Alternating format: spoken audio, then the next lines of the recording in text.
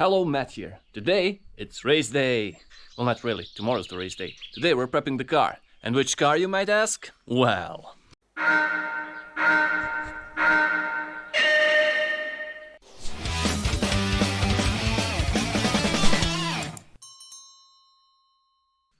Now, if you are a follower of this channel, you know which car this is. And you know it used to look a bit different. So, let's talk about what needed to be changed and, well, what we still need to do. First off, the car needed a full interior because it's racing in stock car class, and unfortunately I don't have this. So hopefully this will not be a problem because that was left in the old house and it's now gone. Second thing, these seats should be allowed. I don't know, it's written in a weird way, but should be allowed. But these are, wait, no, there you go. These are actually from my AX build, and these are FIA homologated. Should be good. This should also be good. It says it's allowed, so hopefully that will work. I'm not sure about the seats. With the stock belt, they encourage you to use 6-point belt, but it's a full interior car now. Where do you expect me to mount the 6-point harnesses? I don't know. Hopefully this will do. Now this is a bit of a gray area because it doesn't say you can't do that. It does say the car should stay stock, but I mean it's the same battery, it's the same battery box, just moved to the back. So will it do? I hope it does. But for the sake of everything being as it should, I need to build a small shelf with a carpet which will cover this. Because yeah. Now the exhaust is allowed. This is my custom DIY stainless steel exhaust. But what's not allowed is a decat and, well, a header of any kind. So that needed to be brought back to stock. So the car now has a catalytic converter, yeah. On top of that, you probably remember me removing the windshield wiper. Well, that's now gone, so I can't put that back in. Also, you know I removed the seat mounts, so yeah, while they are basically mounted, no, they really aren't. So cannot do much about that, so hopefully it will pass like the headliner. Now on top of that, the car should have full equipment and weigh as much as it does stock. And again, there are some parts missing which I cannot bring back anymore, so hopefully they will let it fly. Now let's talk about why I hope they will let it fly and why this car was a poor choice of a race car, and we went with the AX in the end. Damn, these sheets are nice. Bought them online, but they fit like they were meant to be, like they made them for me. So yeah, let's talk about the class this car is in. It's in a stock class. There are 3 stock classes. So here's the problem. I'm in a class with Ford Puma 1.7. That's a 125 horsepower car with around a ton. Saxo VTS 106 Rally. These are both under 900 kilos and 120 horsepower. C2 VTS under a ton, 125 horsepower. Twingo RS. That's a 1-ton car with 135 horsepower. We have Punto AGT. We have Civic VTIs. These are like, they are still lighter, 50 kilos lighter than the Mini, and they are 160 horsepower cars. And on top of that, you can have Corolla TS, which is a bit heavier, but it's 190 horsepower.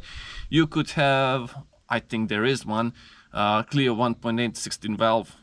So the first generation, which is a 900 kilo car with 100 and almost 40 horsepower, 135 or something. And I mean, this car doesn't fit that class. It does fit that class, but I don't think it's really fair because I am at 1125 kilo, I think. I have to check it out. 1125, I think this car is weight originally from the factory. So I need to have that weight minus the seats, so they and the wheel. So yeah, they can tolerate for about 10-15 kilos. It's not a problem. But yeah, I'm still the heaviest car in class, and not just that, I basically have the least horsepower because other cars have mostly. There are 2 cars I think that are lower horsepower spec. Clio 1.6 16 valve, which is 110 horsepower, so 5 less, but it also has 100 kilo less. And I think there's one Peugeot 206 1.66 steel valve, which that car should be 110 horsepower and again around 1 ton, so again 100 kilo lighter. Well, yeah, I'm fucked. So hopefully they will ignore the fact that a bit of parts are missing and the car is probably a bit lighter. Now, for the sake of this video and for the sake of this race, we'll say everything else is stock. Yeah, you know what I need to change back to stock. Let's say it's all done now. So I'm at my original weight. Yeah, minus some things missing and a bit of weight distribution and everything. But hey, it is what it is. It's the car I have.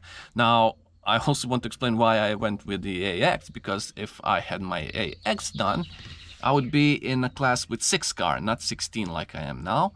And these are like 106 MG ZR with 1.4 engine, that's around 130 horsepower. And what's there? 2 Seichentos. At best, they can be 1.4 16 valves. These engines can be tuned, so let's say they are 110 horsepower. But all these cars are basically heavier or have less power than the AX.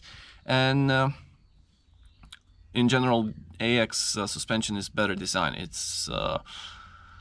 It handles better, especially once we do the mods we are doing. So yeah, that car is pretty top of its class. This car is absolute bottom, and that's why we went with the AX build for the rally and for everything. So yeah, now that I've explained everything, it's time to get started with this car. I need to sort out, as I mentioned, the rear shelf. There's a problem with front fan working all the time. I don't know why this is happening. I need to check out that. And I can't connect my IMPA. It doesn't work for some strange reason. Maybe we fucked up something when we were doing the wiring, but whatever. So I cannot check that out. I need to bleed the brakes because I'm having problem with the bit softish pedal. And oh, and of course we need to check. I think the alignment is good, but we need to check it out. And then this car will be ready. So let's start with building the shelf I've just shown you. I do have the original carpet, so this is the plan. We need to make it looking like this. First off, I'll peel off this foam part, and then I'll build something as a support from this, which I shouldn't have left outside, I must be honest, but it is what it is. We'll clean it up, cut it to measure, then we'll put the carpet on it. We have to put 2 supports so it's over the battery and should work. A few minutes later. Sometimes things just work out exactly the way you need them. This is now cut out and cleaned. This will fit in, and I had 2 of these. Now I have 1 of these, and I need to knock this one out because they are exactly the size I need. So let's bolt them in. Let's put the carpet on and see how it looks. And there you have it. I need to redo the carpet because these are not holding it in. Not even the slightest, as you can see. But yeah, it kind of looks stockish. And this will do for now. I can even put stuff in the trunk now. Not right here. But yeah. Yeah, as I mentioned, those blocks of wood were perfect size, but I didn't account for this plastic here, and there's a lip over there, so it's kind of stuck. It's not as straight as I wanted it to be. But now let's just check one more thing. Yes, this is how I have the seats mounted, so that's perfect. But if I knock them down, see, it's straight. It's perfect. It's perfect. But I hate prepping car for racing in Croatia because so far to prep this track car for race in Croatia, we've built this shelf, we've put back the interior, we did keep the racing seats, then we had to put on the stock brakes and put in catalytic converter and stock header. I know it sounds funny, but that's how you prep a track car for race in Croatia. Alright, after finishing the interior, the thing we just finished, it's time to connect it to, well, INPA, and it connected to INPA, which is beautiful because they didn't want to do that. I wasted 3 hours trying to set it up the other day and didn't want to connect, but now it did, which is awesome. So unfortunately I am getting a lot of no response from control unit, but well, that's probably because I don't have a lot of control units in this car anymore. ABS is responding, that's good. Engine management is responding, that's good. That we need. Power steering is responding. Now I wonder, airbag is not responding. We don't know why that is going on, even though I must not say, but whatever. But yeah, most of it's now good. Now, well, let's check for faults. Why doesn't it want to check for faults? Why is it now in German?